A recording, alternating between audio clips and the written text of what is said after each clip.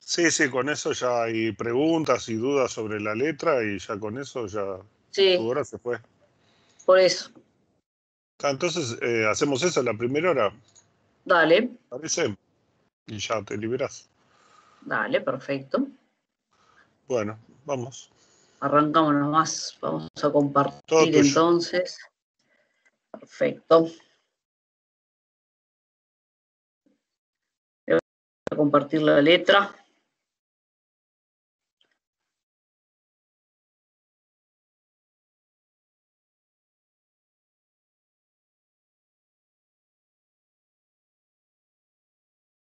No sé si estaban viendo algo, ¿no?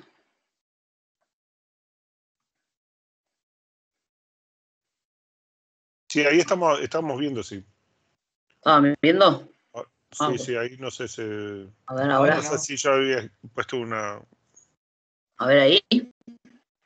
Mm,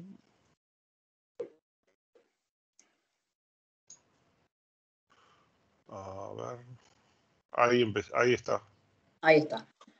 Bueno, alguno no sé si ya la leyó, si no la vamos leyendo en conjunto. Un máximo de los puntos son 30 y el mínimo es 15.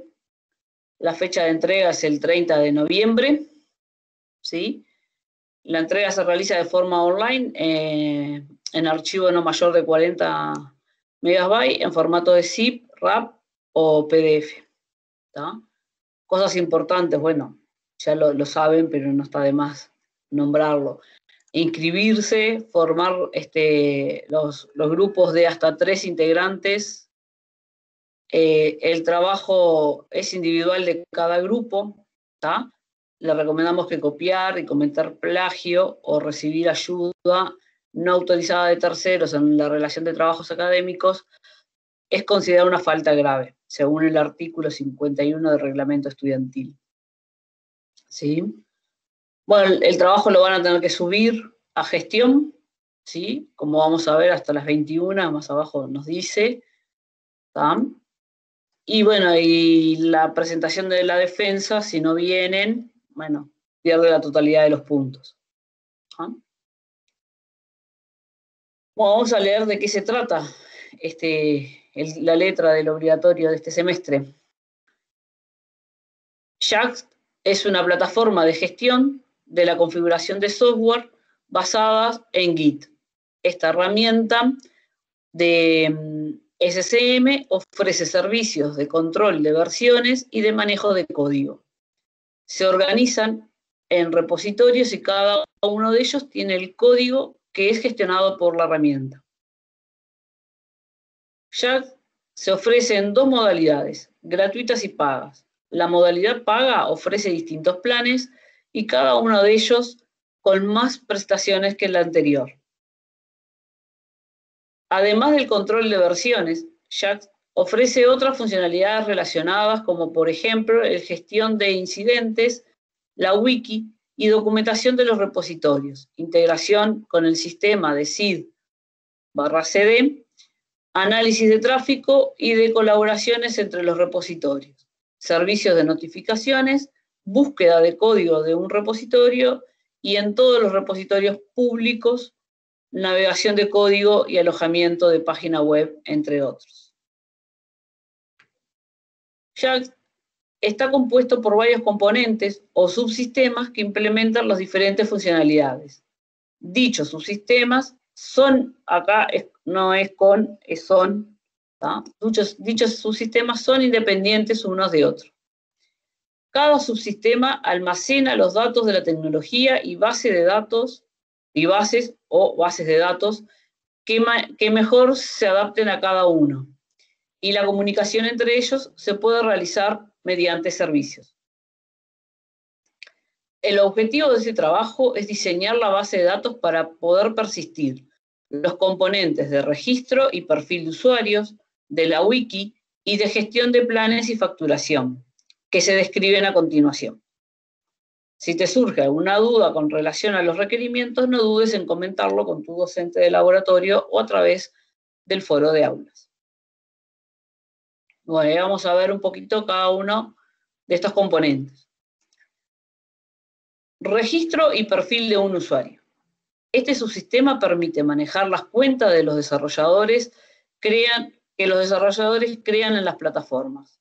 Entre otros datos se gestiona el nombre de usuario, el correo electrónico, la contraseña, ubicación, organizaciones en las que pertenece, página web si la llega a tener, usuarios que siguen y usuarios que lo siguen. Se registra además cada vez que el usuario ingresa a la plataforma. De cada repositorio creado por un desarrollador se conoce su nombre, su descripción, si es público o privado, y un README, que es el archivo que contiene, o sea, los archivos que todos los repositorios tienen al momento de ser creados. Bien, la wiki. Cada repositorio contiene una wiki que permite gestionar la documentación asociada al sistema que se administra desde el repositorio. La wiki está compuesta por páginas. Cada página tiene un título, un creador, el usuario que la creó, la fecha de la última modificación, el contenido, que es el texto libre que puede usar Markdown para darle el estilo, un mensaje opcional de edición y un histórico de ediciones. Se espera que este componente sea flexible a posibles cambios en las wiki y nuevas funcionalidades. Bien. Gestión de planes y facturación. Este componente maneja los planes, las suscripciones a dichos planes y la facturación correspondiente. De los planes se conoce su nombre, si es gratuito o no, y qué prestaciones ofrece. Los planes pagos tienen un periodo de validez mensual o anual y un precio asociado expresado en dólares. En las prestaciones, que pueden variar en el tiempo, se detecta la cantidad máxima de repositorios. Cuando un usuario se suscribe, se registra la fecha de inicio y el plan al que se suscribe. El usuario debe indicar el medio de pago, si es tarjeta de crédito o es PayPal, y si tiene renovación automática o no. Interesa registrar si está al día con los pagos, ¿no? Esto quiere decir que si tiene más de 2 meses, como vamos a ver ahí más adelante que la letra dice, entonces quiere decir que no está al día. Mensualmente se realiza el proceso de facturación que abarca tanto los planes mensuales como los anuales, de acuerdo a los vencimientos de los usuarios. El proceso de facturación también realiza la renovación automática en caso que corresponda. Se habían dicho que la tarjeta había... este era el proceso de la renovación. Si quiero que mi renovación sea automáticamente, entonces lo tenemos que indicar ahí y automáticamente se va a renovar. El proceso de facturación genera las facturas a los usuarios de acuerdo a su plan. Por gentileza, los días correspondientes del primer mes no se facturan. Es decir, si un usuario se registra el 5 de abril, no se le genera una factura por el uso entre el 5 y el 30 de abril. Es como así, desde el punto de vista de la facturación, el servicio hubiese comenzado el 1 de mayo. O sea, que cada primero de cada mes se realiza la facturación. En el caso que un usuario no esté al día con los pagos, si el atraso en los pagos es mayor, y estrictamente mayor, a 2 meses, no podrá ingresar a la plataforma. Bueno, los requerimientos. De acuerdo al escenario planteado, para esta entrega se requiere diseñar el modelo de datos que permite almacenar y consultar los datos relativos al registro de los usuarios, de la wiki y de la gestión de planes y facturación. Para implementar el almacenamiento de cada punto, se recomienda considerar qué DMS usa para cada componente. ¿Está? Entonces, acá hay un punto acá abajo que lo que nos dice en este curso trabajamos con Oracle y MongoDB. También se puede utilizar SQL Server, MySQL, ¿tá? Si se desea. La idea de ustedes es que digan, bueno, en base a cada uno de estos puntos que fuimos hablando, ¿no? A la parte del registro y perfil de usuarios, de la wiki, de gestión de planes y facturación, ustedes digan, bueno, esto se va a implementar con, por ejemplo, Oracle con MySQL, si lo van a hacer con MySQL, o con MongoDB o con alguna otra alternativa de otra herramienta no SQL que ustedes elijan. ¿Sí? ¿Hasta ahí dudas?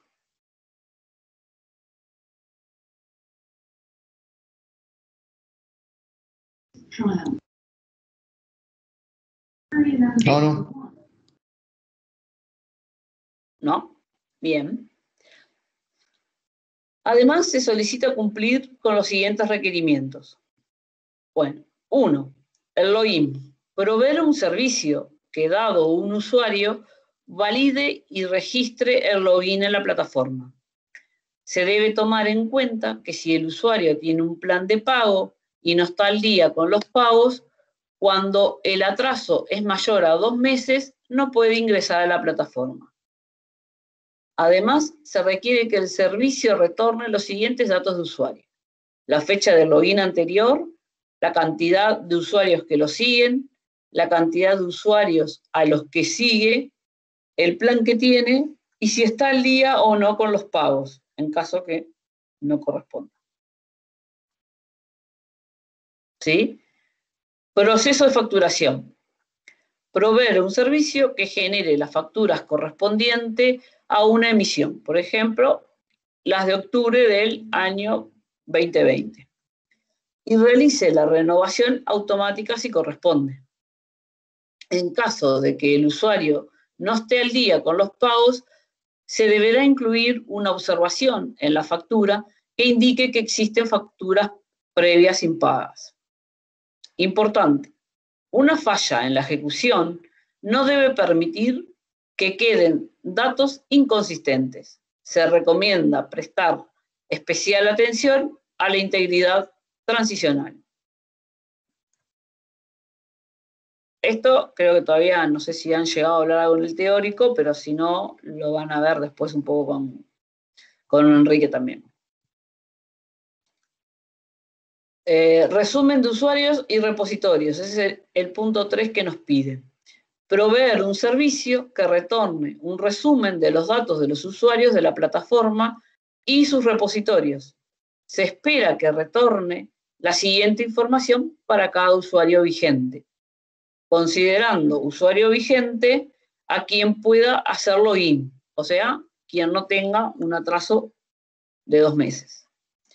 Los datos que tiene que mostrar ese resumen son datos principales del usuario, cantidad de usuarios a los que siguen, cantidad de usuarios a los que lo siguen y a los que siguen, cantidad de repositorios públicos, cantidad de repositorios privados, acumulado de pagos del año en curso, 0 en caso si el plan es gratuito. Y el último punto que nos piden es eliminar un usuario, proveer un servicio que reciba por parámetro un usuario y elimine todos los datos de modo que no quede registros en sus datos relacionados. Importante, se pueden crear tablas, vistas, trigger, procedimientos, funciones, según lo que usted necesite y tenga, teniendo en cuenta el correcto uso de las mismas. Para los servicios que retornen datos estructurales o colecciones, alcanza con que dichos datos se muestren por pantalla. Bien, ¿qué es lo que pedimos? Bueno, el análisis de la solución propuesta. Ahí ustedes pueden decir si quieren tener un pequeño MER así dibujado, como para decir, bueno, esta es mi estructura de tablas, sino explicarlos en breves palabras ahí un poquito, ¿sí? Incluir los supuestos que realicen, por ejemplo, todo aquello que para ustedes queda como ambiguo o no queda claro en la letra y ustedes toman una decisión para decir, bueno, vamos a tomar tal decisión, que quede ahí también los supuestos, ¿sí?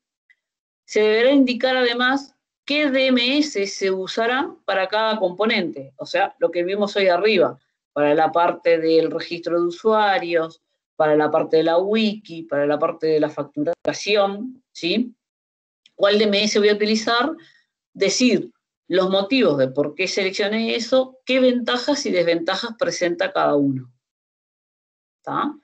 Por cuál es la ventaja que selecciono eso y cuál es la desventaja por qué lo seleccioné. ¿Sí? 2. Identificar y clasificar las restricciones de la integridad en negocio y de dominio que se consideren relevantes. Se sugiere presentar la información claramente, por ejemplo, usando una tabla en donde ustedes van a poner una columna que es la restricción, la otra que es la relación, luego la clasificación, ¿tá?, de ese tipo de restricción, si es de entidad, si es referencial, si es de dominio, si es semántica. En la otra columna, la clasificación según la implementación, si es estructural o no estructural, y algún comentario que ustedes quieran hacer. 3. El DDL completo para que el esquema y los objetos implementados para la solución. ¿Ah? Acá lo que yo le sugiero es que a medida que ustedes vayan creando las tablas, vayan guardando ese DDL, ¿sí? Y que después ustedes cuando hagan la prueba, antes de entregar, traten de decir, bueno, ejecuto todo el DDL y que no haya errores. ¿A qué me refiero con errores? Por ejemplo, que si lo ejecuto yo, no tenga, por ejemplo, ya dentro de la creación del DDL, el usuario con el que ustedes ejecutan, porque el usuario que ustedes ejecutan es el de su máquina y no es el mío. ¿Tá? Entonces, a veces eso sucede cuando ustedes generan las tablas y después lo que hacen es exportar ese DDL. ¿Tá? Si hacen eso, traten de purificarlo, ¿tá? Cosa de que cuando yo lo ponga a mi máquina y lo corre, no tenga que estar corrigiendo los archivos para que pueda crear esas tablas. Bien, los datos de prueba mínimos que se devuelven las validaciones más complejas. Para esto también traten de guardar el DML, ya sea de los insert, ¿sí?, para cuando ustedes realizaron para hacer las pruebas, y después me ponen ahí las pruebas que ustedes realizaron. Bueno, quiero ver cómo funciona el requerimiento de eliminar usuario. Bueno, que elimine un usuario correctamente, que elimine el usuario y me salte la restricción que me pide o no, ¿tá? Y bueno, que se elimine o no ese usuario, ¿tá? 5. Para los puntos que tengan salida en pantalla, incluir la imagen de la salida. Esto en el documento, cuando ustedes están armando, ponen, bueno, tal prueba, tal punto, bueno, acá se muestra la salida de la pantalla. ¿Tá? Por ejemplo, para la parte de reportes. Bueno, ahí se ejecuto tal proceso o tal servicio, por ejemplo, bueno, el servicio de resumen de usuarios y repositorio, y eso me muestra por pantalla y muestro con la captura de esa imagen en el documento de la salida. ¿Tá? Además de dejar la prueba en el archivito de pruebas. Se debe incluir la documentación, que es el informe que contiene los puntos del 1, 2 y 5. En caso de estar compuesto por varios archivos, se solicita que estén ubicados en una carpeta con el nombre de documentación. Los scripts con la creación de las estructuras y objetivos necesarios, ¿sí? Eso es el punto 3. Y los scripts con los datos de prueba, que es el punto 4. Se tendrá en cuenta la claridad y la prolijidad de la entrega. Bien. Y bueno, después, esto ya lo manejan de otros, pero bueno, la entrega se realizará a través de gestión, ¿sí? Previo a la conformación de los grupos, cada estudiante debe estar inscrito a la evaluación, ¿sí? Hágalo con anticipación eso, no dejen para el último momento. Uno de los integrantes va a ser el administrador del grupo, entonces va a ser el que suba, el que forme el equipo y el que suba la entrega. cada equipo debe entregar un único archivo en formato zip o RAR, ¿sí? El archivo a subir debe tener un tamaño máximo de 40 megabytes.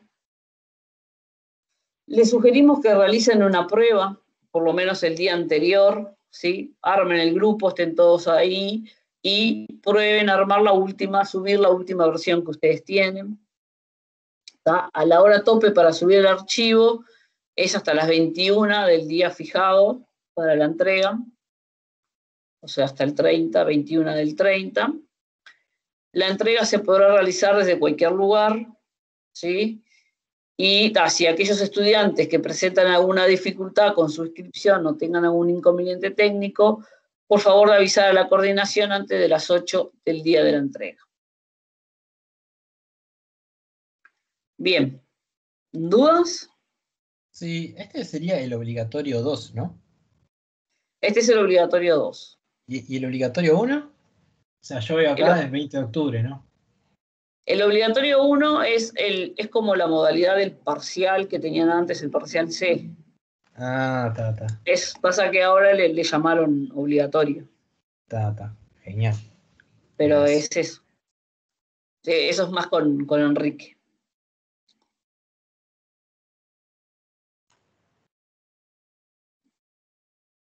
Sí, ahí creo que era un problema con el sistema, que lo que tenía eran obligatorios para hacer las entregas electrónicas y optaron por, bueno, usamos el sistema así como está. Bueno. De la letra supongo, no sé si alguno llegó a leerla y tiene alguna duda, más allá de lo que leímos ahora. O van a ir surgiendo a medida que se pongan a trabajar. Sí, más que probable.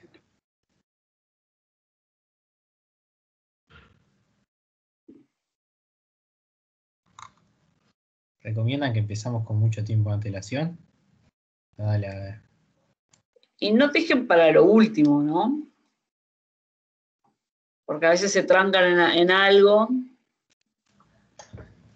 Claro. Sí, la parte de los triggers es complicadita, ¿no? Si se dejan a último momento, están fritos. Y conviene que lo vayan haciendo despacito, porque muchas de estas cosas hay que pensarlas, porque las decisiones malas que hagan de diseño se las van a tener que llevar todo en el proceso de desarrollo. Entonces conviene que piensen bien los requisitos. En general, una de las cosas que buscamos es que traten de maximizar lo que pueden poner con restricciones estructurales, con tema de diseño de tablas y eso. Igual esto está diseñado para tener un montón de cosas que necesariamente las van a tener que hacer con triggers o procedimientos. ¿Cómo, Pero perdón? tratar de... Eso que dijiste, las restricciones no estructurales. ¿Y podés repetirlo? O sea, las restricciones estructurales son las que vos podés armar con el diseño de tablas, las restricciones de integridad referencial, las claves primarias, los unique, los tipos de datos, todo eso es estructural. Pero la parte de restricciones no estructurales, donde vos tenés reglas de negocio, cosas un poco complejas, necesariamente van a tener que hacerlas con algún mecanismo de triggers y procedimientos. Claro. Esas cosas, dependiendo de las elecciones que ustedes hagan en el diseño estructural, les va a impactar a que tengan que trabajar más o tengan que trabajar menos cuando tienen que codificar. Claro. ¿Y con los conocimientos que ya tenemos hasta ahora, podríamos hacerlo o falta algo que...? Hay algunas cosas que las vamos a ir viendo, ¿no? Digamos, muchos van a... lo básico es las herramientas que van a ver con Ana en los laboratorios. Después conmigo más o menos ya vimos todos. Hoy vamos a ver un poco los ejemplos de vistas para hacer insert, update y esas cosas. Y en todo caso después repasamos un poco el tema de, aunque ya vimos el commit, pero vemos algún caso, cómo lo tienen que pensar, cómo tienen que razonar el tema de los commit y de los rollback y de los y de las los save points y eso. los save points y todas esas cosas, ¿no? Pero lo podemos plantear con algún ejemplo y ya. No es mucho misterio. Está bien.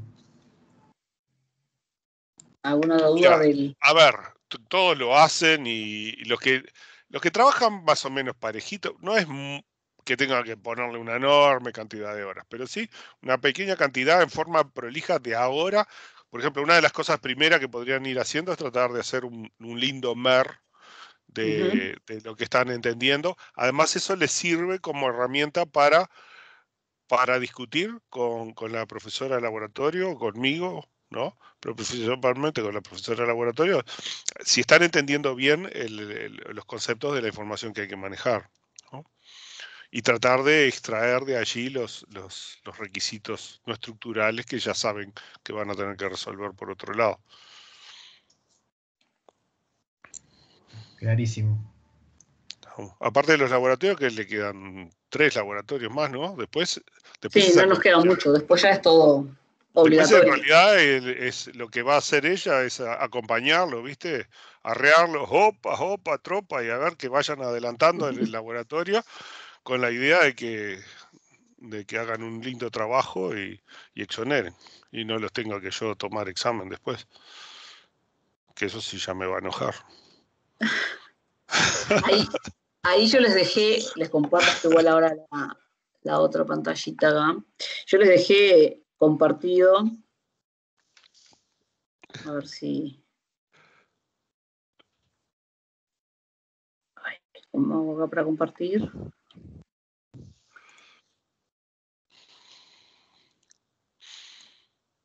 A ver si comparto ahí.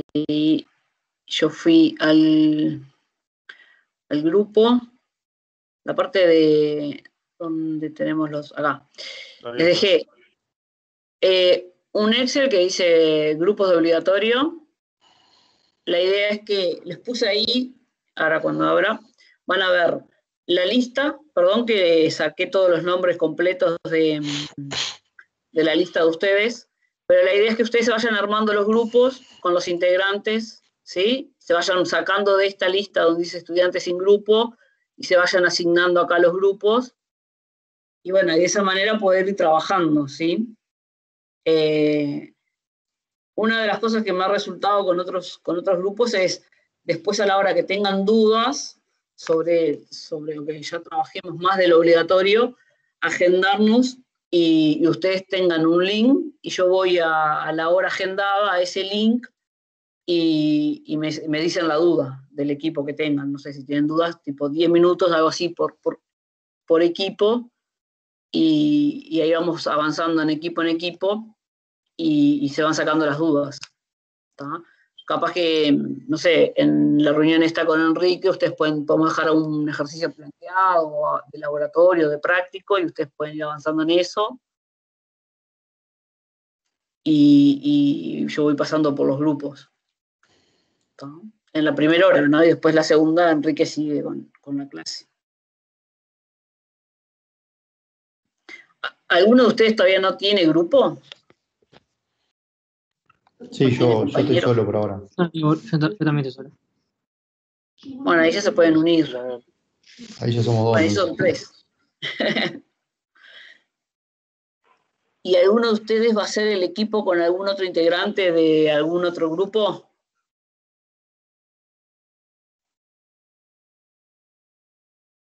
En este grupo capaz que no se da.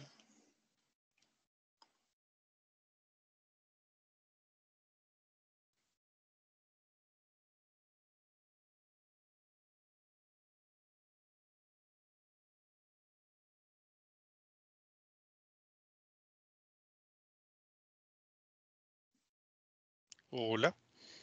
¿Sí? No sé si...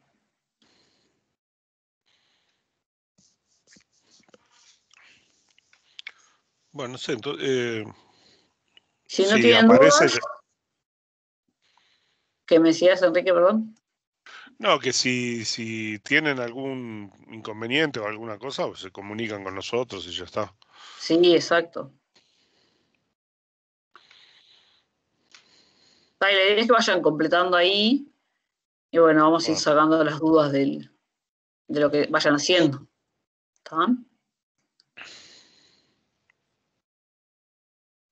Dale, buenazo. Bueno, Enrique, si no tienen dudas, ¿seguís vos con el teórico? Sí, yo sigo con el teórico. Entonces. ¿Ah? Yo igual ando por acá, si tienen alguna duda me avisa. Bueno. Bueno. Beso. Me quedo acá. Yo con los chicos. Bueno, dale. Hasta luego.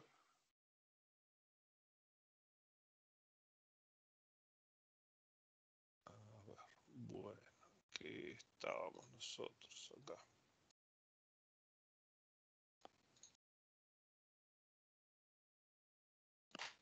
Bueno, ven mi pantalla, ¿no? Sí. Una cosa que no habíamos visto era el tema de vistas, vistas que pudieran ser escritas o, ¿no? Con insert, con updates. Entonces vamos a ver algunos ejemplos. Tienen este script que lo pueden usar. La idea es que lo reproduzcan lo que hacemos acá y que lo modifiquen para jugar un poco y probar qué pasa con las vistas, ¿no? Entonces yo tengo la base acá Oracle levantado, ¿no?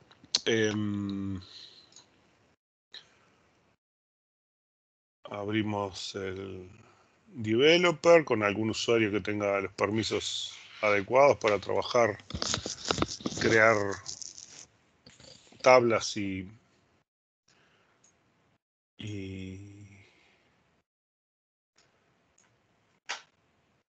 ya justo ya lo tengo acá porque de mañana estuvimos trabajando también con el otro grupo. ¿Y por qué no te me moves? ¿Qué te pasa?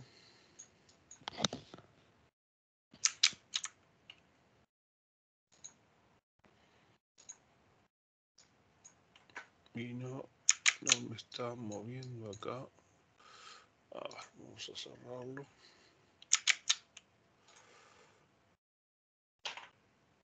Empezar de vuelta a ver qué te pasa.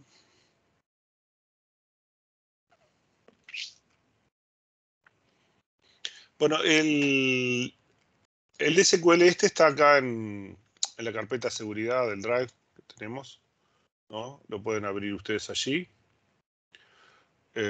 Y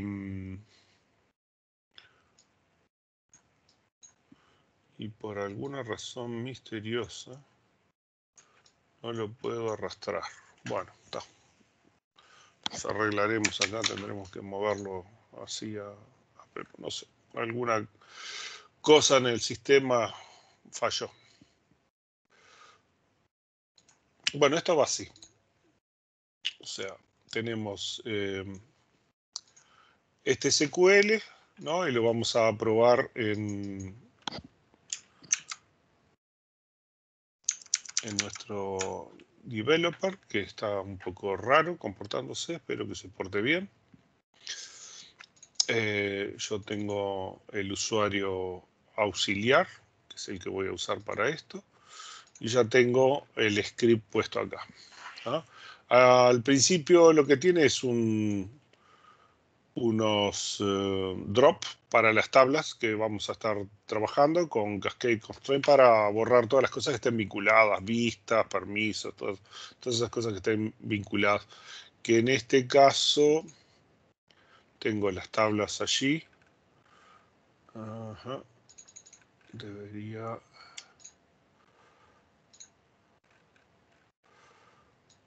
borrar todas las tablas, ¿no? Sí.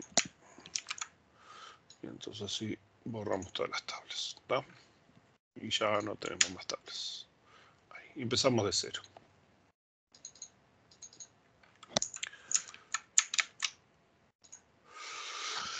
Bueno, entonces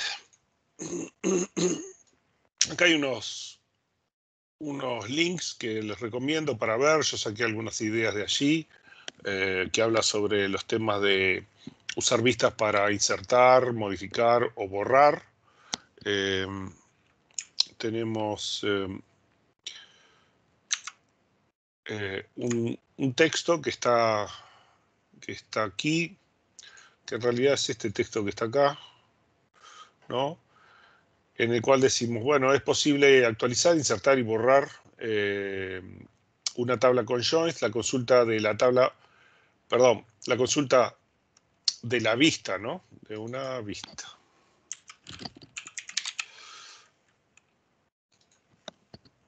De una vista. No puede tener distinct, group by, connect by, start with, funciones de agregación, ¿no? De tipo count, max, min. No tiene que tener operaciones de conjuntos, union, union all, intersect, minus, o cualquier otra subconsulta, subconsultas en las cuales exist o in, y después un select tampoco puede tener, ¿no? Solo permite joins simples. La vista debe preservar las claves. Esto quiere decir que solamente puedo tener joins que son claves foráneas que apuntan a claves primarias o valores unique, o sea, claves alternas de las otras tablas, ¿no? Solamente puede tener eso. Y, por ejemplo, la tabla hijo tiene una clave foránea al padre y a su vez tiene otra clave al abuelo, etc. Todos los atributos referenciados son claves de las tablas, ¿no? Ya pueden ser clave primaria o clave alterna, pero tienen que ser claves, ¿tá? En algunos casos puede ser que haya que probar cuando hay varias, cuando tenemos una consulta compleja que tiene varios joins, a veces hay que probar un poco con los permisos, porque de repente vamos a hacer un insert en una tabla, pero a partir de un join que hacemos con otras dos tablas, y daría la impresión que las otras dos tablas alcanzan con leerlas y esta otra con hacer los insert. Sin embargo, a veces, mágicamente, precisamos ponerle algún insert a las otras tablas porque si no, no funciona. Eso hay cosas que son difíciles de establecer, ni siquiera están muy claras en el manual de Oracle. O sea que hay que hacer un poco de prueba y error en el caso de vistas con consultas un poco complejas, ¿no? Para las vistas simples vamos a ver que es bastante trivial, ¿no? Bueno, volvemos al developer, ¿no? Vamos a crear una tabla estudiantes, ¿no? Esta tabla tiene nombre, dirección y número de estudiantes, no tiene más nada, ¿no? Creamos la tabla estudiante, anduvo todo bien. Si hacemos un select, como no tiene nada, no nos muestra nada, lo cual es muy razonable. Y creamos una vista estudiantes, ¿no? Que es esa misma consulta, o sea, seleccionar todos los estudiantes. Simplemente hacemos una vista que en realidad me muestra la tabla de estudiantes, no tiene mucho misterio. Acuérdense que la idea de las vistas en parte es poder restringir tanto en filas o en columnas qué es lo que un usuario puede ver o modificar, ¿no? En este caso es una vista muy trivial, la cual permitimos que vea todo exactamente lo mismo que ve en la tabla. O sea, si vamos a la vista, vamos a la vista, no vemos nada porque la tabla no tiene nada, ¿no? Y vamos a insertarle un estudiante, ¿sí? Le insertamos un estudiante. Acá muchas veces tarda porque está compilando algunas de estas cosas. Está compilando la vista que se está ejecutando por primera vez. Entonces, la primera vez tarda porque la vista quizás fue creada, pero le falta algunas estructuras, cosas por el estilo, índices, eso, ¿no? Enrique, si Sí. agregás a la vista, también estás agregando a la, en este caso, estudiantes o no? Sí, Creo sí, que en no. realidad la vista no existe. La vista es una especie de interfase, nada más. O sea, lo que nosotros hicimos es, si yo veo en la vista, lo que veo es esto, pero en la tabla estudiantes veo lo mismo, porque en realidad estoy mirando los datos de la tabla. Claro, Al pero hacer el insert, nosotros estamos insertando en la tabla, ¿sí? Nos deja, ¿sí? pero si vos al select, en vez de poner select asterisco, ponías select nombre, ¿se puede hacer eso? Ya lo vamos a hacer y vamos a ver qué problemas tenemos. Claro, porque después para insertar ahí va a haber un error, porque vas a precisar todos los demás atributos, ¿no? Sí, efectivamente, ya lo Ahí va. vamos a hacer. Después vamos a ver cuándo sí funciona. Sí, ya vamos a ver todo eso. ¿Está? Sí, sí. Bueno, esta consulta nos permite ver el User Updatable Columns, que es una consulta sobre la vista que nosotros teníamos. En realidad, este no va a funcionar porque los nombres internos se manejan todos con mayúsculas. Entonces tenemos que hacer la misma operación con mayúsculas para ver el informe sobre cuál es el usuario que creó la vista, cuál es la vista, los atributos de la vista y si son, desde el punto de vista de este diagnóstico, si es posible modificarlos, si es posible insertar o si es posible borrar esos atributos. Borrar, obviamente, lo que vamos a borrar es la tupla. ¿Tá? Insertar es si podemos insertar al menos esas tuplas. ¿Tá? Y modificar, bueno, es cada una de las tuplas que podemos modificar. Vean que los yes acá no son equivalentes, ¿no? Entre update, insert y delete. Y vamos a ver qué las diferencias. Y que a veces acá me dice yes, pero en realidad es no por otros problemas. ¿Tá? Que ya vamos a ver. Eso es de una tabla de sistema, User Updatable Columns. Es una tabla de sistemas. Sí. Mm. Que en realidad es un sinónimo, un link a una tabla de sistemas. Ah. Bueno, entonces vemos nuestros estudiantes y ahí tenemos nuestro estudiante, ¿no? Ahora vamos a hacer otra vista. Es la misma y solo que en vez de mostrar el número estudiante va a mostrar la raíz cuadrada del número estudiante. ¿Tá? Porque yo estuve proponiendo que de ahora en más los estudiantes no tengan que responder al número de estudiantes, sino tengan que responder a la raíz cuadrada del número de estudiantes. ¿No? Y entonces, si yo voy y veo a mi estudiante ahí tiene 111,10.028.055.5135, como 25 dígitos. Se lo tienen que acordar todos, ¿eh? Si no. Entonces, bueno, tenemos esta vista de estudiantes. ¿Y qué pasa? Le pusimos una raíz cuadrada, que el sistema no sabe deshacer la raíz cuadrada para obtener nuevamente el número, ¿no? De la vista. Entonces, cuando nosotros le hacemos el user updatable, me va a decir que ese atributo no es modificable, insertable, ni borrable, porque no tiene capacidad de deshacer esa función, ¿no? Tiene capacidad de hacer algunas funciones relacionales, pero nada más. ¿Sí? ¿Sí? ¿Se entiende? Sí. Sí. Bueno, entonces vamos a hacer otro ejemplo. Acá vamos a crear una tabla de empleados. ¿Tá? ¿Esta cuál es? Vamos a ver esto.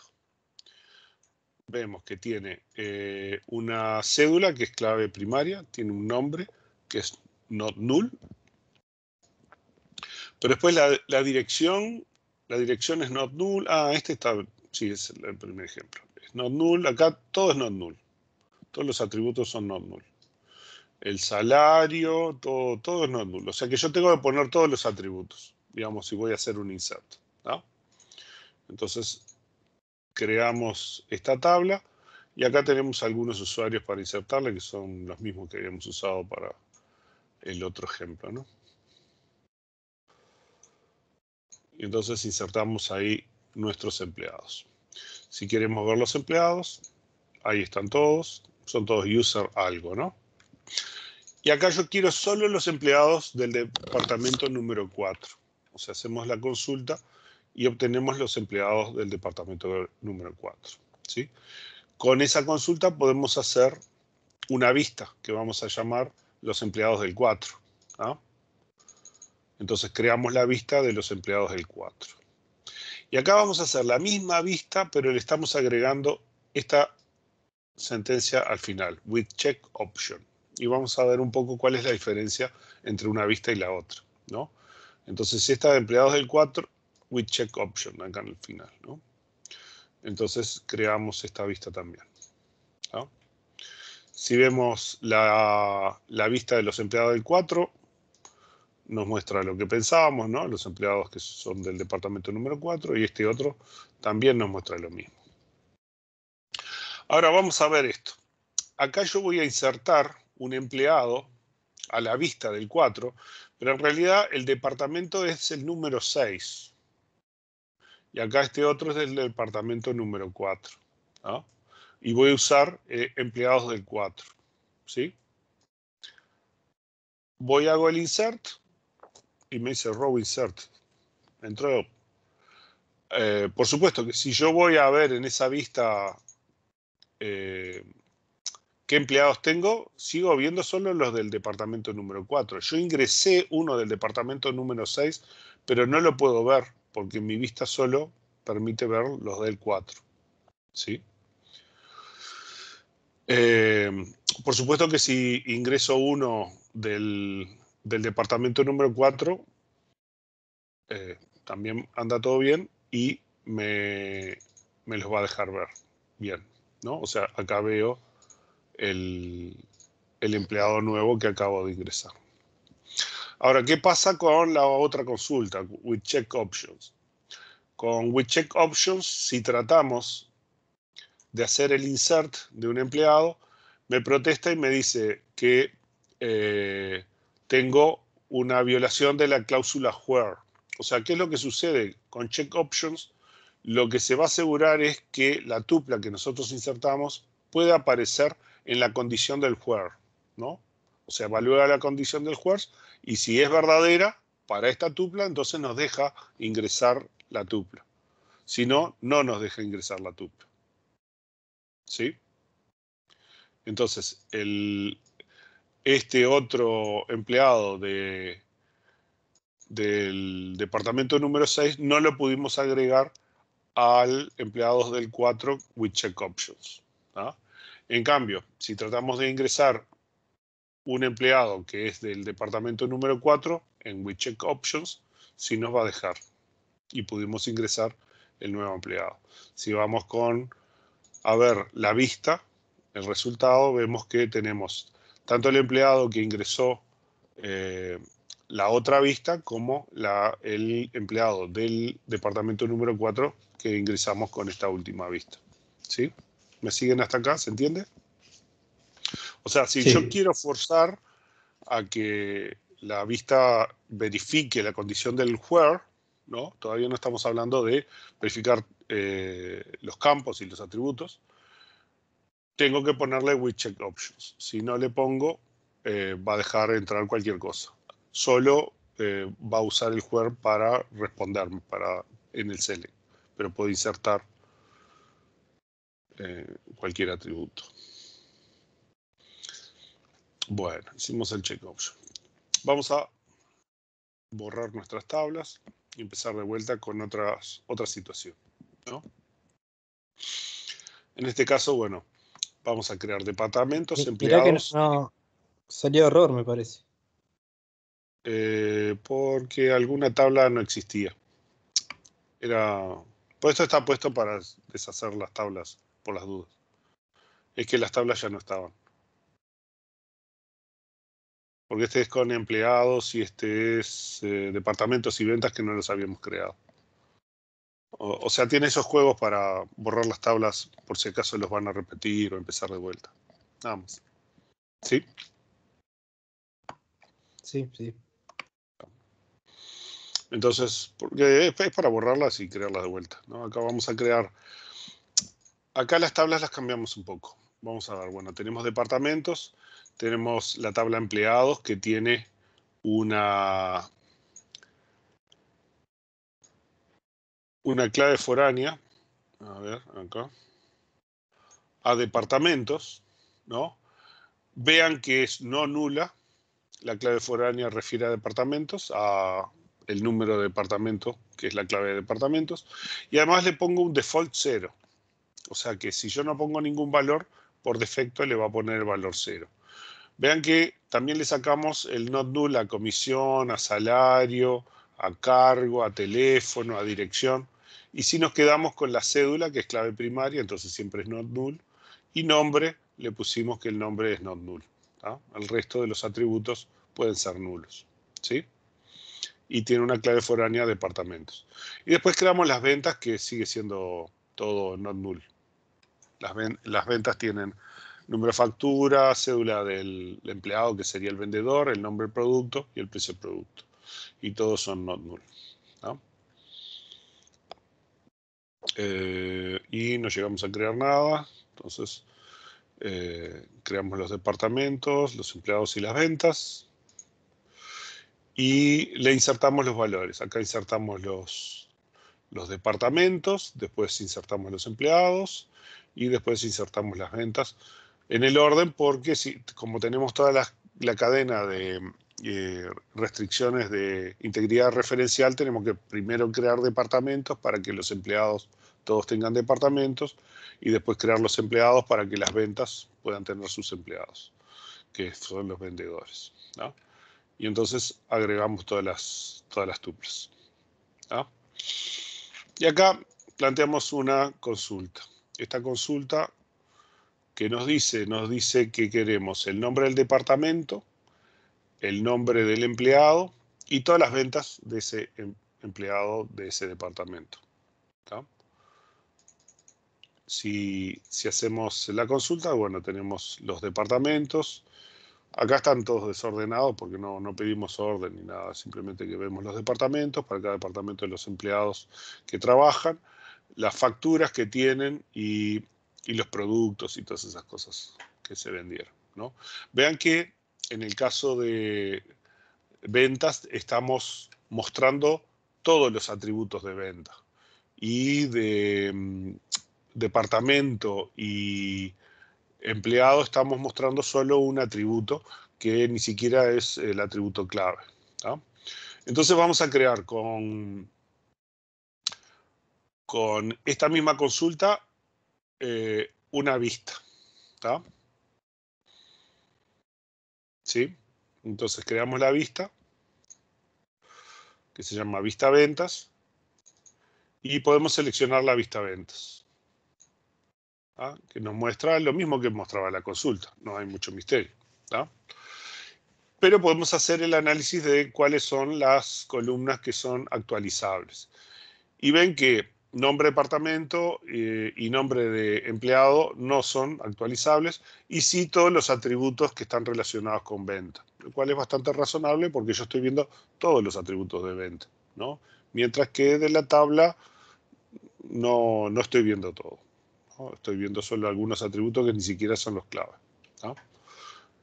Entonces, si yo voy a hacer una inserción de una nueva venta, en la medida que use una cédula de un empleado que existe, ¿no? Porque si no, me va a dar un error. O sea, si acá yo ingreso esta venta, que es de un vendedor que existe, me la acepta.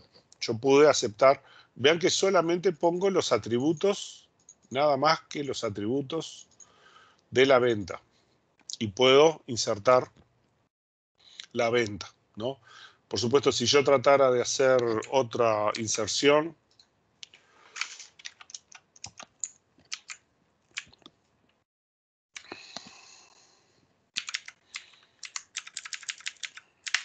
con una cédula que no existe, ¿no? En ese caso va a protestar porque tengo un problema de integridad con una clave de la tabla que está detrás de la vista, ¿no? De la tabla de ventas, ¿no? O sea, digamos, no es un error de la vista, sino que es un error de la tabla. Cuando la vista trata de ingresar el valor, tengo un error de integridad en la unicidad de la tabla. Perdón, un error de clave foránea, ¿no? O sea, porque no tengo un empleado con esta cédula. Eso. ¿Hasta acá se entiende todo? ¿Bien? Bien. Sí. Acá vamos a lo que uno de ustedes me decía. Bueno, ¿qué pasa si yo hago una vista que en realidad solo me muestra un atributo? Vamos a ver qué pasa. Acá yo tengo la vista del nombre del departamento. Lo único que me muestra es el nombre del departamento. Departamento no tiene muchos atributos, tiene nombre de departamento y número de departamento, no tiene más nada. Pero acá muestra solo el nombre de departamento. Hacemos la vista y anduvo todo bien, ¿no? Y si vemos la posibilidad de actualizar esa vista, Oracle nos dice, dale que va, que está todo bien. Sin embargo, tenemos un problema porque estamos viendo un atributo que ni siquiera es clave, ¿no? Acá hacemos otro con check options, otro igual, también con check options, ¿tá? Y también le damos con check options y también nos dice que todo va bien, ¿no? Entonces yo digo, bueno, voy a ingresar un departamento nuevo, voy a usar la vista para ingresar un departamento nuevo, ¿no? Vean que con check option no tiene mucho sentido porque no tengo una sentencia where, o sea que no existe. El with check options es para ponerlo ahí, ¿no? Pero no tiene sentido cuando no tengo un where, porque el check options lo que me dice es la vista va a verificar los ingresos, los updates y los delete a las cosas que verifiquen a verdadero el where. Y si no tengo where, siempre da verdadero. Entonces el check options en realidad no afecta en nada, ¿no? Como decíamos, si veo la consulta, acá me dice que está todo bien, que yo puedo insertar los valores, ¿no? Si veo la vista con check options o cualquier otra, me muestra los nombres de todos los departamentos. Entonces voy a tratar de insertar un departamento nuevo, porque ahora en las épocas de pandemia tenemos que ir y ajustar nuestras definiciones de negocios y tratar de ampliar a nuevos horizontes, cosas que podamos hacer en la parte virtual. Entonces tenemos una nueva oficina de prestidigitación donde vamos a contratar a los profesionales adecuados para empezar a dar servicios a nuestros clientes. Y es el departamento número 2, ¿no? Y trato de ingresarlo y me dice que no, que el número de departamento es identificador inválido. Acá, ¿quién me está respondiendo? Me está respondiendo la vista. Me dice, a ver, número de departamento yo no lo conozco, porque yo, el único atributo que tengo es el nombre de departamento. Yo no sé si existe un número de departamento. Entonces, así como está puesto, con número de departamento, para crear la nueva oficina de prestidigitación, no lo puedo hacer con esta vista. La vista, lo que estamos aprendiendo acá, es que la vista, cuando yo defino qué atributos me hacen la proyección, me está restringiendo qué atributos son los que yo puedo no solo leer, pero sino también escribir. Yo voy a poder leer y escribir solamente esos atributos. ¿Sí? ¿Me siguen hasta acá? Sí. Sí. Bueno. Si yo trato de escribir solo el nombre del departamento, ¿qué va a pasar?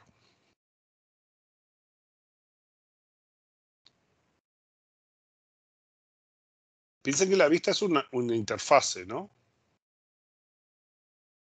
O sea, si no tiene clave no vas a saber cómo insertar, ¿no? Y sí, me va a protestar, en realidad me va a protestar, ¿qué es lo que va a hacer la clave? Va a tratar de poner un nulo. Y me va a decir, no puedo poner un nulo, en realidad acá la tabla está protestando, no podemos poner un nulo en el número de departamento, porque es clave primaria, es not null. Y además tiene que ser diferente a todos los otros valores, ¿no? Entonces, no lo podemos hacer. ¿Qué es lo que vemos? Este tipo de vistas solamente sirve para ver, aunque yo le haya dado, acá estamos usando todos los permisos porque estamos con el mismo creador de la vista. Al ser el creador de la vista, tiene todos los permisos sobre la vista. Y entonces puede hacer inserts, update, delete, o por lo menos tratar de hacerlo. Esta vista, en realidad, así como está diseñada, lo único que puede hacer es mostrarme los nombres de los departamentos, pero nada más. No podemos insertar porque después yo tengo problemas de integridad dentro de la tabla. ¿Ah? Y además la propia vista me restringe a ver solo un único atributo. Eso no quiere decir que en otros casos podamos ingresar valores cuando no vemos todos los atributos de la tabla. Ahora vamos a ver otros ejemplos. ¿Ah? Hasta acá me siguen todo bien. Se va entendiendo esto de que la vista con no me sale el nombre, with check option, yo controlo la condición del where y entonces limito el ingreso de datos a que solamente sean los datos que verifican el where. Y después la vista, al seleccionar la proyección de los atributos, restringe qué atributos puedo ingresar, modificar y ver. ¿Me siguen hasta acá? ¿Sí? ¿Alguna pregunta, algo, alguna duda? Bueno. ¿Eso qué fue? Bueno, vamos a crear otra vista.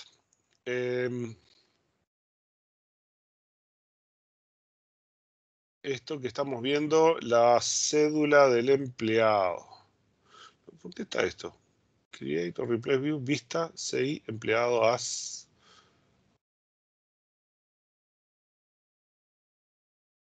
Número de departamento. Sí, no sé. Me equivoqué. Acá tendría que haber sido cédula. Funciona igual, ¿no? Pero. Era eso. Nada más me equivoqué acá. Así que tengo que modificarla en el otro. Bueno, ahora lo modifico. Bueno, tenemos la vista. Acá creamos una nueva vista que son las cédulas de los empleados. ¿Tá? Y acá la creamos. Si le preguntamos ahora, ¿y qué tal con esta vista? Todo bien, todo bárbaro, ¿no?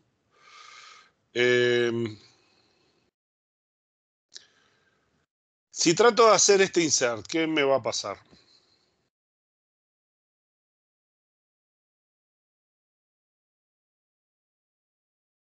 No va a conocer el resto de las claves, porque si la vista tiene solo CI.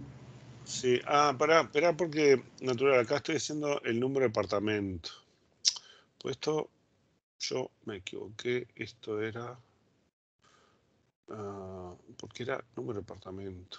Vamos a hacerlo así, como lo había pensado antes, no, pero me equivoqué con el nombre. Vamos a hacerlo así. Así, número de departamento. Número de departamento, sí.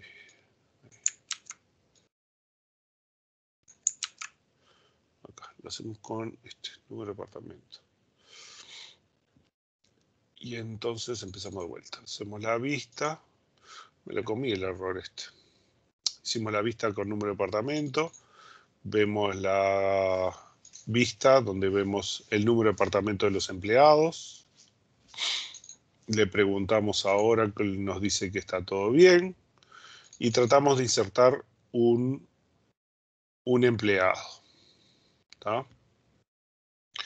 Y entonces no protesta de que comisión es un identificador inválido. ¿Por qué comisión es un identificador inválido? Le pusimos un 6. En realidad, no. Lo que pasa es que como la vista solamente ve el número de departamento, todos estos otros atributos no los conoce. Entonces la vista nos está protestando de que estamos tratando de poner un montón de atributos que la vista nos conoce, ¿no? No importa si están en la tabla, la vista no los conoce, ¿no? Solo va a aceptar un número de departamento. ¿Tá? Si tratamos de poner solamente un número de departamento, por ejemplo, el departamento número 1, ¿no? Pero esto lo estamos haciendo en la tabla empleados. Acá, ¿qué va a pasar? También va a protestar. ¿Pero por qué?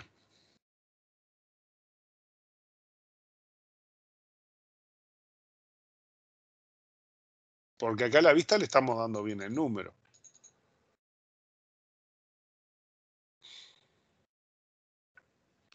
En realidad estamos dando bien el número, pero no va a poder reconstruir todos estos valores, ¿no? Por lo menos la cédula y el nombre del empleado no lo puede reconstruir, ¿no? En todo caso podría poner nulos, pero la cédula es clave y va a protestar.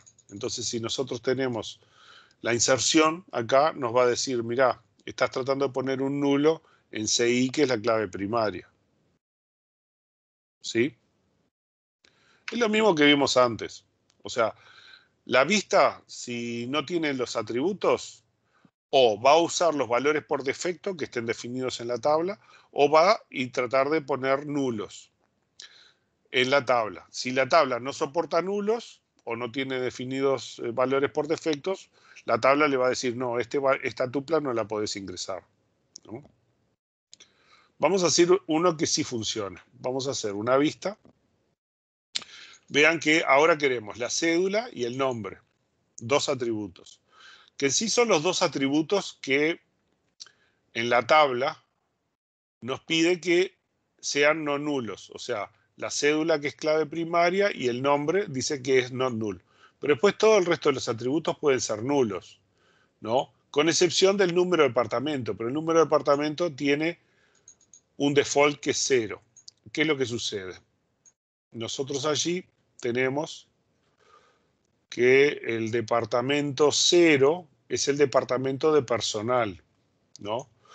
Un poco la idea en algunos lados es, bueno, está cuando hay un empleado que no está definido a qué oficina va y lo ponemos en un departamento de personal o de bolsa general. Entonces lo ponemos allí, ¿no? Entonces, cuando nosotros tratamos de hacer la vista 2, ¿no? ¿Cuál hicimos? No, todavía no la hicimos. Tratamos de hacer la vista del empleado 2, que sí va a ver la cédula y el nombre de la tabla empleados, ¿no? La creamos, todo bien. Vemos la definición de Oracle, a ver si es actualizable, y nos dice, sí, está todo actualizable. Y si yo trato de poner a Alejandro con la cédula 111, que no existe, ¿no? ¿Qué creen que es lo que va a pasar?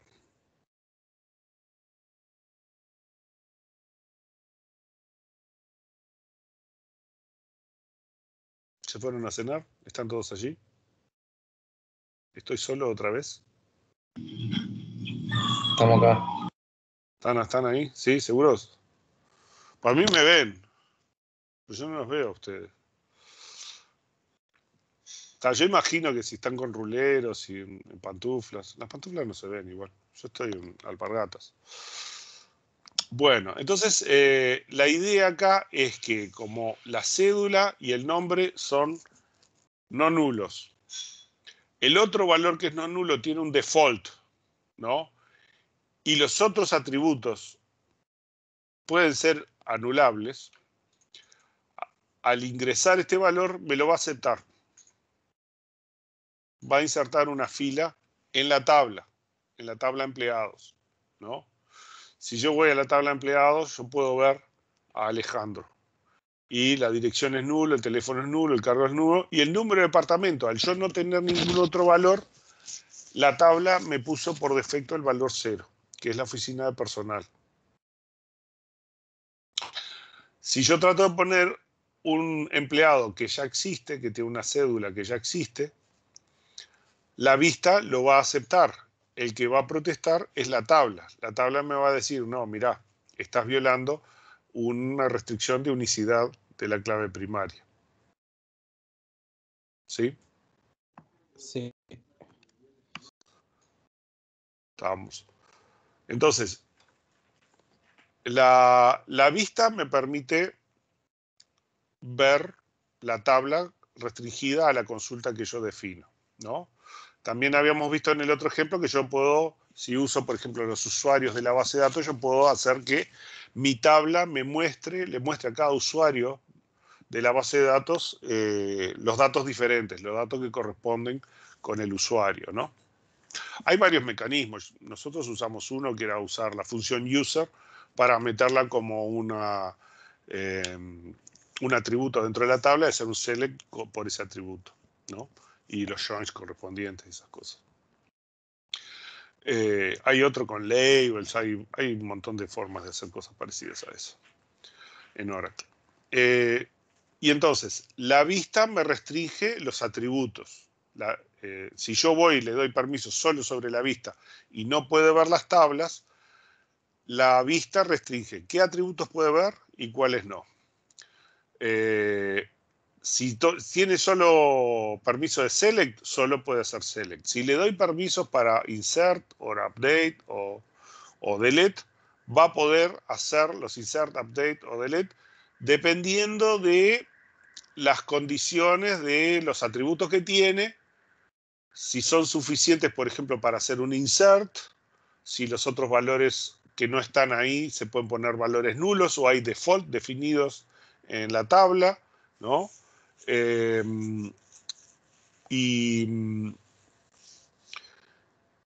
si no, no va a poder ingresar, ¿no? Vean que nosotros hicimos varios casos de vistas que no se puede ingresar ningún valor a pesar de tener los permisos y a pesar de que el Oracle me dice, sí que vos podés ingresar, ¿no?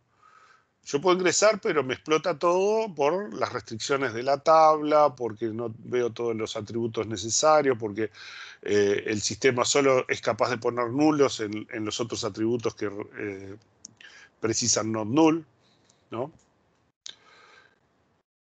Y bueno, con esto creo que ya vieron una buena introducción. La idea es, usen estos scripts, jueguen un poco con ellos, hagan sus pruebas, prueben. Vean los links estos que están acá arriba, que están bastante interesantes también. Estos tres tienen algunas explicaciones un poco más allá de lo que vimos acá en esta presentación. Y bueno, no sé si tienen alguna duda, preguntas de esto. No. Perdón, capaz que ya lo dijiste. ¿Cómo? Pero vos, perdón, capaz que ya lo nombraste, pero vos cuando creás una vista, ¿cuál sería la buena práctica? ¿Siempre tener la clave primaria, algún otro detalle más que, no sé? Bueno, no, en clave primaria, por ejemplo, no necesariamente, si es una clave subrogada, o sea que la generamos con un autonumérico. Acuérdense que Oracle, eso lo vimos cuando lo vimos. Eso quizá depende si querés que otro quiere insertar o algo, pero si solo querés mostrar información. Si querés solo mostrar información, sí, no pasa nada. A ver, nosotros cuando vimos acá en integridad, SQL vimos introducción de integridad, ¿no? Acá hay una transparencia en la cual vimos los autonuméricos, por ejemplo.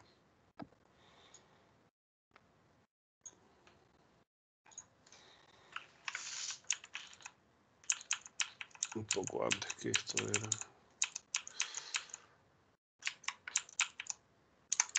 Están los cascades, esas cosas. Y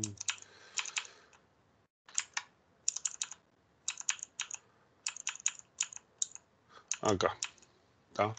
Por ejemplo, MySQL tiene el autoincrement. Entonces tú lo declarás así autoincrement y después como que ni existe. Cada vez que tú ingresas una tupla nueva, se le agrega un número que es una unidad mayor que el anterior, ¿no?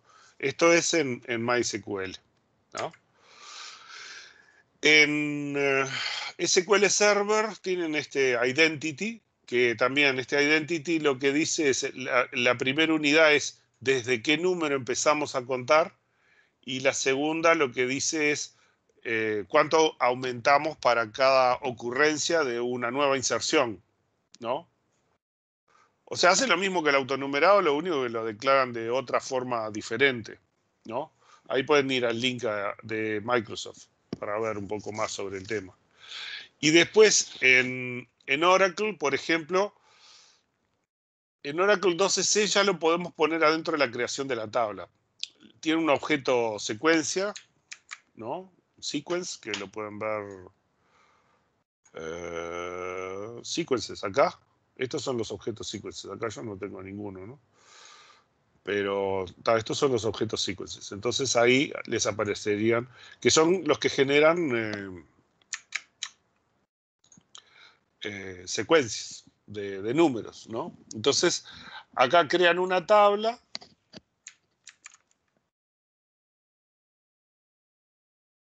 Crean una tabla y al ID del producto le ponen number default y por default lo que hace es le manda el comando nextVal a la secuencia y además la declaramos como primary key. Entonces esta secuencia va a generar 1, después 2, después 3, después 4 y va a ir llenando los valores, ¿no? Y vean que es una declaración de default, ¿no? O sea, en estos otros también, pero no usan el default. Y este otro, como es autoincremento, es como que es un integer, ¿no? Pero que se autoincrementa, ¿no? Son distintas declaraciones en distintos MySQL, SQL Server y Oracle para hacer lo mismo. Esta clave yo no tengo por qué verla en la vista, porque si yo inserto se va a autogenerar, ¿sí? Claro, no fue el mejor ejemplo la clave primaria. En sí, capaz que una clave que sea única, pero que yo pueda insertar a mano, ¿no? Por ejemplo, la cédula de un funcionario nunca jamás la va a poder. Cuando empiecen a adivinar la cédula por mirarnos con una cámara las computadoras, bueno, tenemos que empezar a preocuparnos.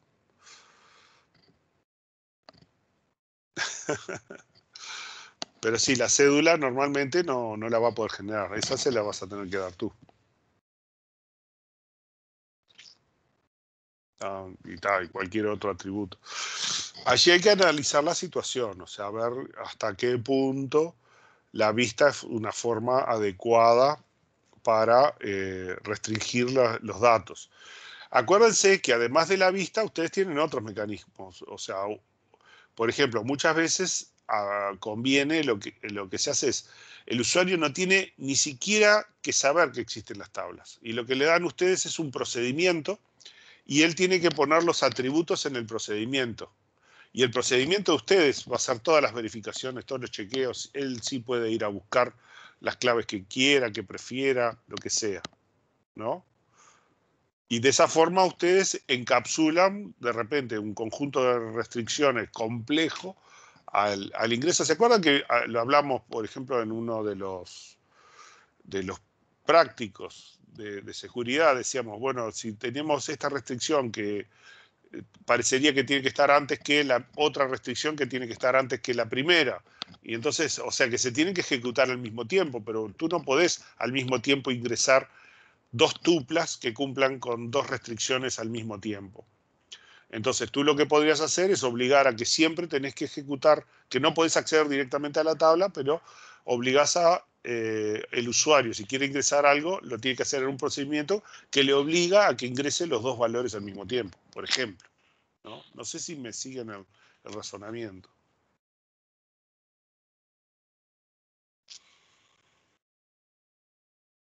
¿No? ¿Se perdieron? ¿Están ahí? ¿Están meditando? Te escuchamos, ¿eh? Me quedé pensando cómo les pones el procedimiento al usuario que vos querés. Vos al definir el procedimiento, el usuario le puede execute el procedimiento, el nombre del procedimiento y ya está. Y le pasa los parámetros. Es una invocación, como cualquier lenguaje de programación. Por ejemplo, si vos le haces una interfase fina tipo PHP y cosas por el estilo, también lo podrías invocar, el procedimiento en la base de datos. ¿No? Ahí, pero no por es un ejemplo, tema de permiso.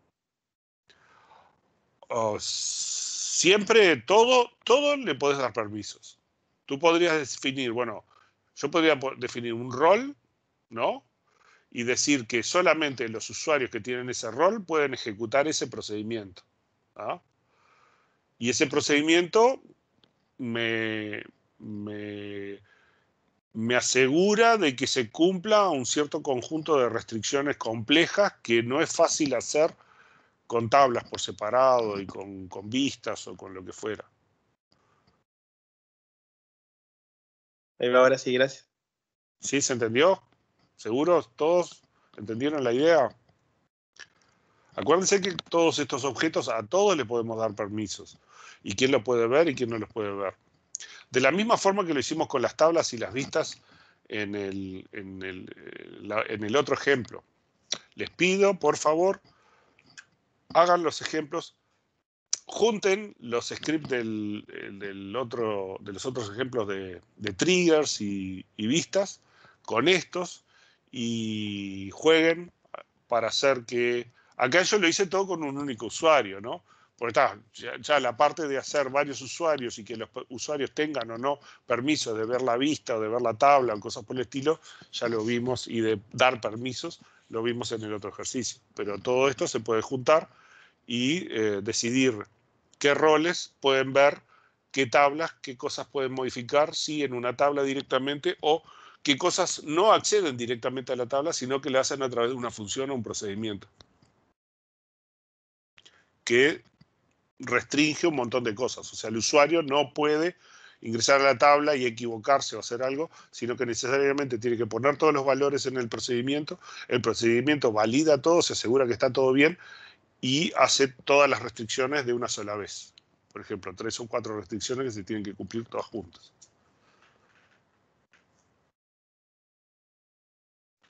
¿Me siguen todos? ¿Se entiende?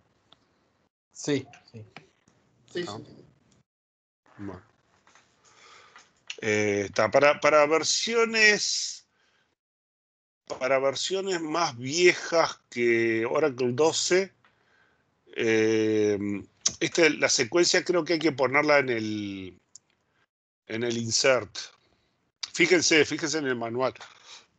Porque esto creo que es de 12C, pero me parece que las versiones más viejas en el insert hay que poner o sea que el tema del autonumérico podría funcionar en Oracle 12C, pero en las más viejas capaz que no tienen más remedio que hacer un procedimiento o alguna otra cosa para Pero ya insertar estamos como en Oracle 18 por ahí, ¿no?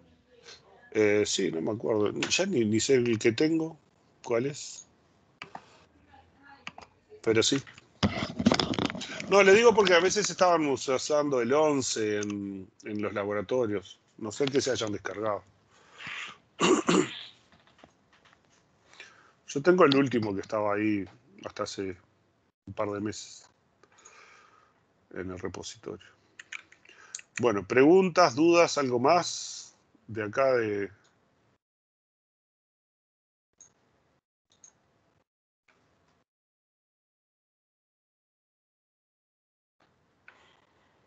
Quedaron tan impresionados que se quedaron mudos. No, por ahora pregunta no. ¿No? ¿Se entendió todo? Esa es la Sí. pregunta. Bueno, me lo dijo uno solo, pero supongo que está hablando por todo el resto. Bueno, está. De vuelta. Agarren los scripts de estos, jueguen, hagan su... Si se preguntan algo, ¿qué pasaría si tal cosa? Y bueno, hagan su ejemplo, pueden usar... Esto es Creative Commons, o sea que la consulta se la pueden usar para lo que quieran, el ejemplo que quieran. Podemos venderlo. Pueden venderlo, sí, por supuesto, totalmente. Pero, a ver, si arreglamos, mejor todavía, ¿no? Si se lo Claro. venden a alguien y me llaman, mejor. Pero si no me llaman igual, pueden venderlo totalmente. Sí, no pasa nada. Tremendo rata. ¿Eh? No, el que haga Bueno, eso, ¿no? ¿eh? A ver, no, para esas cosas de Creative Commons son para eso. Vos lo haces y la idea es que el que lo pueda usar, que lo pueda usar. Y bárbaro. Y si le saca provecho, mejor. De la forma que le saque provecho. Yo qué sé. Entonces yo estoy a favor de esas cosas. No me preocupa mucho. Por supuesto, puede haber cosas que vos decís, yo ahí puse muchísimo trabajo, muchísimo esfuerzo y quiero hacer yo mi emprendimiento, esas cosas, bueno, eso es razonable que no, pero montones de cosas no vale la pena, ponerlas libres por ahí, todo el mundo feliz, y vos también. Bueno, entonces, hasta acá quedamos todo bien, no hicimos ningún corte ni nada, ¿no? Lo estuvimos trabajando todo este tiempo. ¿Seguimos de largo?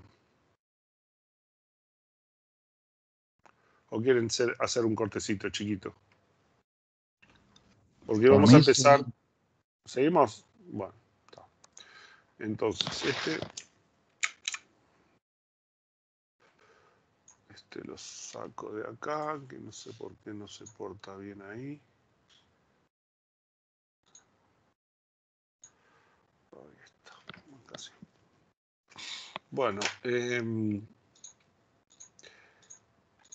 ¿con qué íbamos a empezar ahora? Ahora íbamos a empezar con índices. En realidad, antes de empezar con índices, yo lo que quiero hacer es un repaso de arquitectura de computadores, conceptos que debieran ver en arquitectura de computadores y en sistemas operativos y capaz que alguna cosa de algoritmos, medio rápido, para entender sobre la base de lo que vamos a ver, porque el curso a partir de este momento cambia mucho, cambia un montón, por lo menos la parte teórica.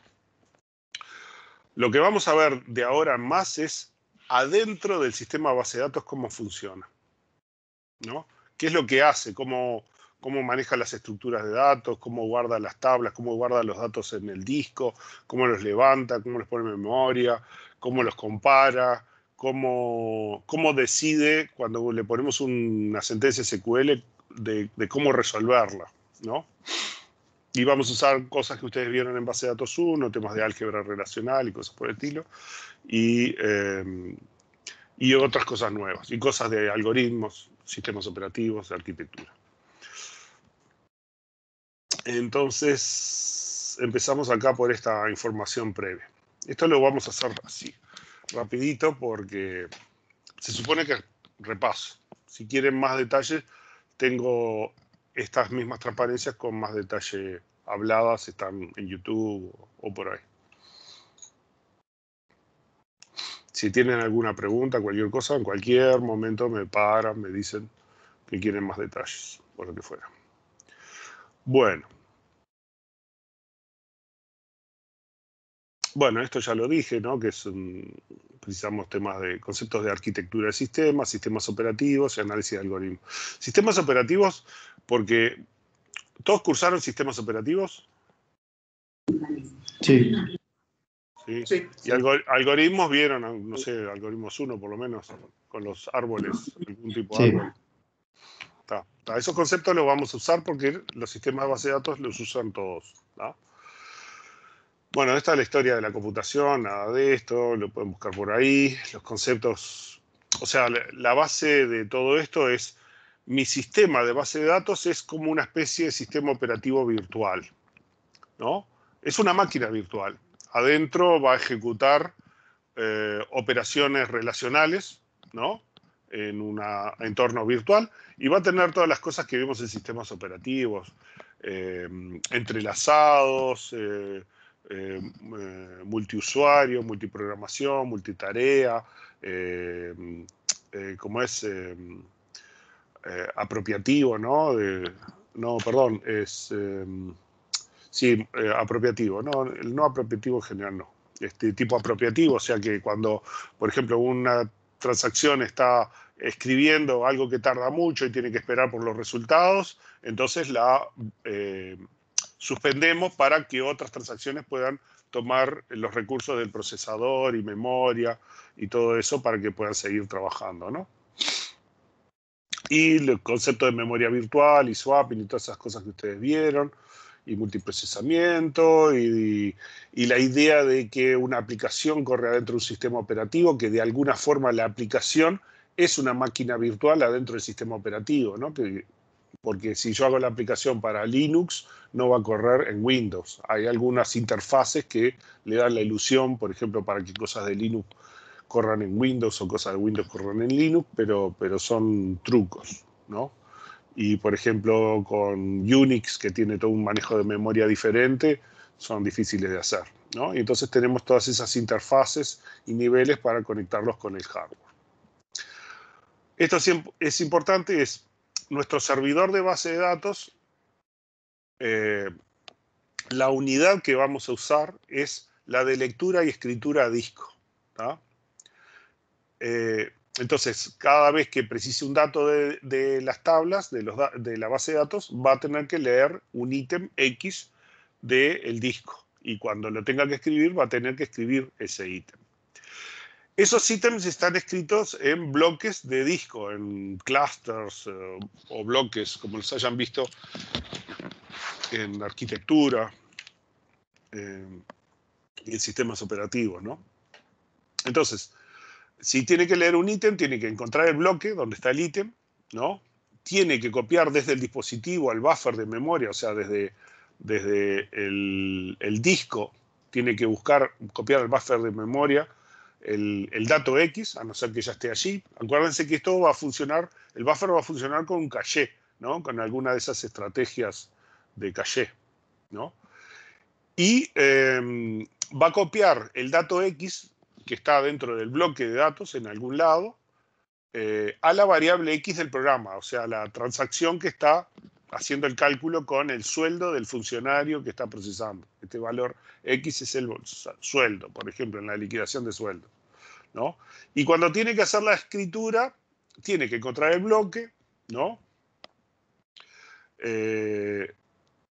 Hay que acordarse que el bloque no tiene solamente el dato X, sino que hay otros datos que están pegaditos dentro del bloque, ¿no? Entonces tiene que copiar desde el dispositivo del disco a memoria el bloque, o sea que acá da más trabajo, ¿no? A no ser que ya está allí. Opcionalmente copiar el dato X desde el buffer a la variable X del programa, modificar en el programa la variable X, copiar la variable X de vuelta al dato X en el buffer y luego mandar el bloque a escribir a disco, ¿no? Porque yo tengo que asegurarme que los otros datos que están alrededor no se han cambiado. Yo preciso cambiar solo el valor X y para asegurarme eso tengo que leer los otros valores porque la unidad de comunicación con el disco va a ser el bloque. ¿Hasta acá me siguen? ¿Se entiende? Sí. Bueno, todo el sistema de buffers va a funcionar como un caché, ¿no? Recordarán, digamos, la jerarquía de memoria, los registros procesador, memoria caché, L1, L2, memoria RAM, disco duro, copia de seguridad o eventualmente la red de internet, ¿no? Entonces, la idea de los cachés en general es yo guardo datos intermedios entre dos dispositivos, uno más rápido y uno más lento, para que el dispositivo más rápido, como casi siempre va a pedir muchas veces los datos en forma repetida, en vez de tener que ir a buscarlos al dispositivo lento, tengo una memoria rápida entre medio, aunque de capacidad chica, que la gran mayor parte de las veces que el sistema rápido precisa ese dato, el dato lo va a encontrar ahí y no va a tener que ir a buscar al sistema lento, ¿no? Esa es la idea. Entonces, el disco es muy lento y vamos a ver que es cerca de 1000 veces más lento que la memoria. Entonces, en general, vamos a tratar de que todo lo que se haga en memoria. Bueno, en caché tenemos distintas estrategias. Write through, que es escribir todo hasta el final. Write back es inicialmente solo se escribe en la caché y luego se transfiere la caché al medio según algún criterio de optimización de escrituras. ¿Se acuerdan cscan? La estrategia cscan de disco, de escritura en disco, de sistemas operativos. Es el que va recorriendo desde el principio del disco hasta el final y luego vuelve y va atendiendo al orden. Natural. ¿Eso qué quiere decir? Que cuando uno manda a escribir, después lo que va a buscar son bloques de caché que estén todos juntos, que estén en la misma zona física del disco y los va a escribir todos juntos. Entonces quizás los escribe de forma de que le sea lo más eficiente para escribir en el dispositivo lento, ¿no? Entonces hay que tener en cuenta ese tipo de cosas cuando nuestro servidor de base de datos va a escribir, porque quizás no escriba en disco en el orden en que nosotros le decimos que escriba, ¿no? Simplemente porque hay una estrategia para que el sistema de disco escriba en forma eficiente sobre el medio, ¿no? Bueno, acá hay un ejemplo de un caché, por ejemplo, entonces tenemos estos datos y alguien pide, por ejemplo, la banana, la va a encontrar rápido, y si pide el aucaucil también lo va a encontrar rápido, pero si va a pedir la zanahoria no está acá, entonces hay que ir a buscar la zanahoria y seguramente elijamos alguno de estos valores para reemplazarlo y poner la zanahoria allí, ¿no? Eso es como funcionan las calles. Diferentes estrategias de los buffers y políticas de reemplazo dentro de los buffers. Allí se pueden divertir ustedes. Y bueno, históricamente todo empezó con la cinta magnética, ¿no? Que era con lo que podíamos escribir datos que podíamos después volver a borrar y volver a leer, aunque era un sistema de acceso secuencial y un poco lento, pero la idea después fue rápida, ¿no? O sea, la cinta, en vez de decir, bueno, en vez de la cinta, ¿por qué no lo ponemos en un disco? En realidad los discos son como si fueran múltiples cintas, todos puestos concéntricos. Hay una marca que dice dónde empiezan las pistas, y podemos tener varios platos y tener de un lado y del otro, escribir cabezas que leen arriba y leen abajo y escriben arriba y escriben abajo de todos los discos. Lo más interesante de los discos es que en el BIOS y en el sistema operativo los discos están organizados como si fuera una cinta. En realidad tenemos el sector 0, el sector 1, el sector 2, el sector 3, el sector 31, y después abajo tenemos el sector 32, 33, 34, y acá llega hasta el 63, y después empieza el 64 acá, y así sucesivamente. Nosotros podemos acceder al disco duro como si fuera una cinta, con comandos similares. O sea, mi disco duro es simplemente una cinta modificada, ¿no? Bueno, cosas de los discos, cabezales, pistas y sectores y todas esas cosas que ustedes ya saben, ¿no? Los tiempos de rotación tienen que ver con la forma de acceder. Yo tengo el movimiento de los cabezales y el tiempo de rotación, todas esas cosas me afectan los tiempos de acceso. Este es un disco un poco viejo, me dice que por ejemplo, tiene 0,8 milisegundos para moverse de un track a otro en promedio, ¿no? 8,9 en promedio desde uno cualquiera a otro cualquiera, o sea, moviéndose el cabezal desde cualquiera. Desde una punta a la otra son 18 milisegundos y así, ¿no? Y las velocidades y todo eso, recuerdan que todas estas cosas restringían el tiempo de respuesta del disco, ¿no? Y bueno, teníamos el Syscan Loop, que son esos algoritmos para poder aprovechar al máximo la escritura del disco mecánico, ¿tá? Después vino la memoria flash, ¿tá? La memoria flash lo que hace es, tiene un truco, tiene una compuerta flotante acá, un material aislante, pero no demasiado. Tiene una línea de control. Con esta línea de control lo que nosotros hacemos es, al ponerle una diferencia potencial positiva, hacemos que los electrones salten, ¿no? No llegan en realidad a la línea de control, pero quedan acumulados en la compuerta flotante. Entonces, el material P al faltarle los electrones de las últimas órbitas, deja de ser conductivo, y entonces esto no conduce, ¿no? Si después le ponemos un potencial inverso negativo, podemos hacer que salten los electrones y entonces el material P vuelve a ser conductivo y la línea esta vuelve a conducir, ¿no? Entonces con eso podríamos programar un 1 y un 0, y estos electrones acá pueden quedar atrapados por tiempos bastante grandes, dependiendo de la tecnología, ¿no? ¿Cuál es la idea? La idea es, al principio guardábamos un bit por celda, pero como yo puedo cambiar la conductividad de esto, puedo hacer que sea más conductivo o menos conductivo dependiendo de la cantidad de electrones que le quito. Entonces yo puedo poner niveles. Si le quito muchos electrones y ya no conduce nada, si le quito pocos, si le quito un poco más, o si no le quito ninguno. Entonces yo podría hacer que cada uno de esos, en vez de guardar un bit, guarde 2 bits o guarde 3 bits, ¿no? En realidad es truculento, porque esto de 3 bits, en realidad lo que estoy guardando son 6 niveles de conductividad de la celda. De esa forma logro mayor integración, tengo capacidad de tener mucho más bits por unidad, pero el costo es que es más lento, ¿no? Son discos con tecnologías más lentas, ¿no? Igual siguen siendo mucho más rápido que el disco rígido, ¿no? Pero siguen siendo muchísimo más lentos que la memoria RAM y los cachés de alta velocidad de los procesadores. ¿Sí? Bueno, y uno de los problemas es que los SSD tienen esta fabricación, ¿no? Donde tenemos este sustrato P, ¿no? O N, dependiendo con qué polaridad hacemos las compuertas, ¿no? Hay dos modos, este es uno. El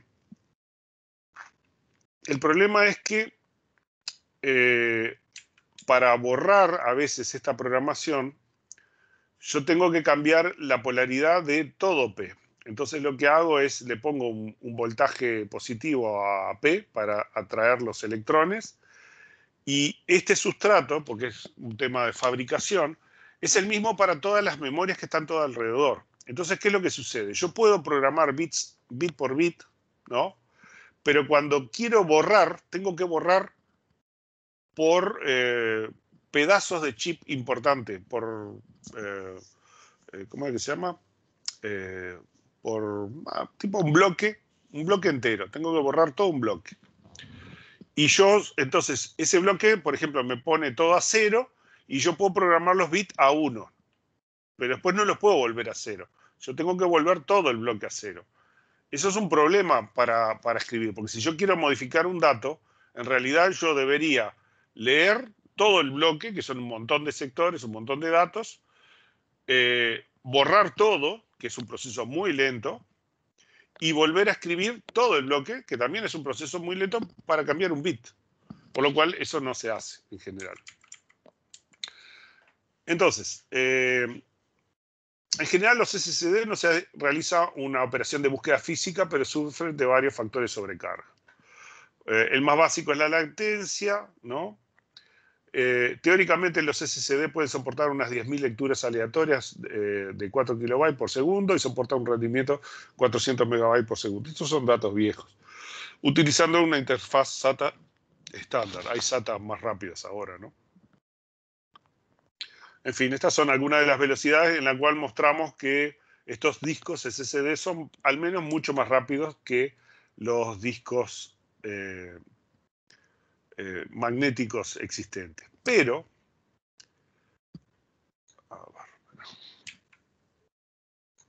voy a acomodar este para ponerlo un poquito más arriba.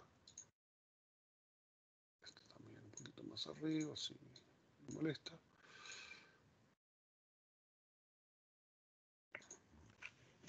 Pero tenemos varias cosas, o sea, adentro de una memoria, en realidad yo lo que voy a tener son varios bancos de memoria flash, un banco 0, un banco 1, banco 2, banco 3. Cada uno de ellos va a estar en un bus, puede tener 2 canales, 4 canales, 6 canales, 8 canales, ¿no? Cuanto más canales yo tenga, esto puede trabajar más rápido porque esos canales pueden trabajar en paralelo. Ahí están muchas de las diferencias de velocidad de respuesta y de precio de los discos. Hay enormes diferencias de precios en los discos, ¿no? Y la idea es que yo tengo, esto es lo más mágico que hay, tengo un buffer de memoria RAM. Más aún, este buffer de memoria RAM tiene una batería, en realidad un supercondensador, que guarda un poquito de electricidad un rato, porque si yo desenchufo el disco, y tengo un montón de estados inestables todavía acá en el buffer y eso, tengo este controlador que tiene que guardar energía para guardar alguno de esos datos antes de que se le acabe la batería. Si uno mira cómo es la estructura interna, dice, ¡pah! ¿Qué riesgo tenemos? Y después tenemos una interfase que nos simula del lado de afuera un disco rígido. Un disco con ese tipo de disco que yo le decía que simula una cinta también, ¿no? Entonces yo le puedo pedir el sector 0, el 1, el 8, el 10.825, cualquiera, y él me lo devuelve. Pero hay un problema. Esto no es fácilmente mapeable a esto, por las restricciones de cómo funciona la memoria flash, ¿no? Entonces decíamos, los bloques contienen páginas. El disco tiene un buffer de RAM con backup de energía. Eso es lo que hablábamos. Las lecturas y escrituras son por página. O sea, si yo escribo toda la página. No es posible leer menos de una página a la vez. A veces escribir aparece como programar en alguna bibliografía. O sea, la bibliografía dicen programar la página, no escribir, pero está hablando de escribir. Para escribir un byte se debe escribir una página, lo que se llama write amplification. Y se debe leer la página, modificar y volver a escribir la página. Pero el problema es que las páginas no se pueden sobreescribir, porque una vez que yo las modifiqué, no puedo apagar algunos de los bits que yo programé. Yo tengo que borrar toda la página, ¿no? Para poderla... Perdón, muchas veces tengo que borrar todo el bloque, ¿no? Acá vamos a seguir acá. Las páginas no se pueden sobreescribir. Se lee la página, se modifica el buffer y se escribe del buffer a una página libre diferente de la que tenía los datos originalmente. O sea, la otra página me queda sucia, me queda con datos marcados como stale, ¿no?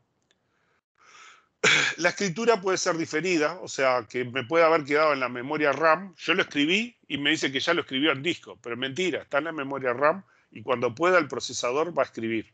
¿Por qué? Porque ya vamos a ver qué es lo que pasa.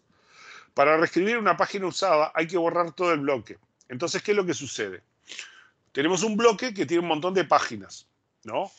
A medida que yo leo y escribo, si agarro una página, la leo, modifico el dato y la vuelvo a escribir, no puedo escribir en el mismo lugar. Escribo en otro que está libre y este otro lo marco como usado. Y si sigo escribiendo, voy a seguir usando otros espacios. En algún momento, ¿qué sucede? Empiezo a no tener espacios libres borrados para escribir. Entonces, el sistema tiene un garbage collection adentro, empieza a buscar los bloques que tienen pocos datos vivos y tienen muchos datos stale, y entonces agarran esos datos vivos y empiezan a pasarlos a otros bloques que tengan más espacio, ¿no? Para tener todo un bloque lleno de stales y entonces ahí poder borrar el bloque y sus páginas pasan al estado libre. O sea que yo tengo adentro del chip, del pendrive o del disco SSD, un procesador que está constantemente tomando los datos y tratando de armar espacios donde borrar para poder hacer lugar para las próximas escrituras. ¿Cuál es el problema que yo tengo con los discos? Pueden ir a ver estas referencias que acá se habla todo eso, ¿no? Mi problema es que hay muchas diferencias entre los discos. Yo puedo comprar discos baratos, puedo comprar discos caros. Generalmente los baratos tienen menos canales de comunicación, tienen menos memoria. Los discos SSD tienen, por ejemplo, si te dicen que el disco es de 890 GB, en general es porque es de 1 tera, pero reserva un espacio de memoria para poder hacer el garbage collection, ¿no? Y también por eso muchos discos SSD, a medida que se van llenando, empiezan a ser más lentos, ¿no? Pero si yo compro un disco barato, por ejemplo, o sea, a mí me muestran 2 discos y yo lo veo y son iguales. Pero uno es de 400 GB y el otro es de 500 GB. Y en realidad los dos son de 512, ¿no? Lo único que en uno te muestra una cierta capacidad y deja más espacio para poder hacer todas estas operaciones, y en el otro no te queda casi espacio para hacer el garbage collection, ¿no? ¿Qué es lo que sucede? Si yo empiezo a usar en forma intensiva mi disco, a escribir muchas cosas y a modificar muchos bloques, ¿no? Es muy probable que el disco que aparenta tener más capacidad empiece a quedar muy lento con respecto al otro que aparenta menos capacidad, pero en realidad tiene más espacio para hacer todos estos intercambios en el garbage collection, ¿no? Además de que puede tener menos canales de comunicación, por lo cual también va a ser más lento, y un montón de otras cosas, de otros trucos que si no tiene redundancia, un montón de otras cosas que pueden hacer que el disco sea más lento. ¿Qué es lo que sucede? Es que si nosotros empezamos a estresar a los discos SSD con muchas lecturas y escrituras, especialmente muchas escrituras, ¿no? El procesador interno que tiene para hacer el Garbage Collection puede quedar saturado, ya sea porque no le dan los canales que tiene, porque no tiene espacio para poder hacer el Garbage Collection y obtener bloques para borrar y dejar espacio libre, o cosas por el estilo, y empieza a deferir la respuesta, ¿no? a ser más lento. Y en casos extremos puede ocurrir que nuestro disco SSD funcione más lento que un disco magnético. ¿Y podés llegar a perder información en este tipo de escenarios? Y generalmente están bastante calculados para que no, en especial si son discos buenos, pero si compras un disco barato, algunos, yo sé que hay modelos que tenían problemas en los algoritmos del Garbage Collection y hubo modelos viejos de discos que sí perdías datos. Se supone que los más nuevos ya eso desapareció y las fábricas de discos se han estabilizado. Pero si piensan en discos baratos, muy probable que los discos baratos son muy buenos como respaldo. O, por ejemplo, para leer mucho, ¿no? Pero si empezamos a escribir, algún disco barato puede empezar a tener problemas y empezar a tener temas de costos bastante grandes. Allí lo que conviene es ver las especificaciones del disco y comparar bien las especificaciones, cómo funcionan, el rendimiento, el over provisioning es el hecho de que cuánto es la capacidad real que tiene el chip comparado con la que ellos te muestran en el disco y esa relación. Ese over provisioning es espacio para que el procesador del Garbage Collection tenga espacio para liberar nuevos bloques y poder borrar los bloques para hacer espacio libre y poder seguir escribiendo. ¿Sí? Además de un montón de otros problemas, hay problemas que si yo escribo muchas veces en bloques cercanos a datos que se mueven poco, ¿no? Empiezan a afectar, ¿no? La ionización entre los materiales empieza a afectarlo. Entonces, estos discos tienen que hacer que las cosas que se escriben mucho estén en una zona y las cosas que se escriben poco en otra zona física del disco, ¿no? Entonces tiene que hacer un montón de cálculos el procesador ese para mejorar el desempeño del disco, ¿no? O sea, no es solo estas cosas que... Vean algunos de estos artículos que están muy buenos, que hablan sobre casi todas esas cosas, ¿no? O sea, los discos SSD no son tan mágicos y precisamos estrategias que son diferentes. Por ejemplo, uno de los grandes problemas es, ok, yo borré un archivo. ¿Cómo le aviso al disco? Mirá que este bloque que yo escribí en realidad es un bloque de un archivo que quedó libre para el sistema operativo. O sea que tú podés disponer de él, ¿no? Entonces ahí tiene que haber mecanismos especiales que el sistema operativo le avise al disco, mirá que tal bloque ya no tiene más un archivo, sino que en realidad ahora está borrado y podés disponer de él, podés agarrar todo ese bloque y borrarlo, ¿no? Que tiene un nombre, es el, ¿cómo se llama? El PIC, no me acuerdo. Y después, este también es todo un problema. Hay mecanismos para traducir las posiciones fijas donde el file system espera tener sus pedazos de los bloques en contra de el flash layer donde las cosas pueden estar en cualquier lado.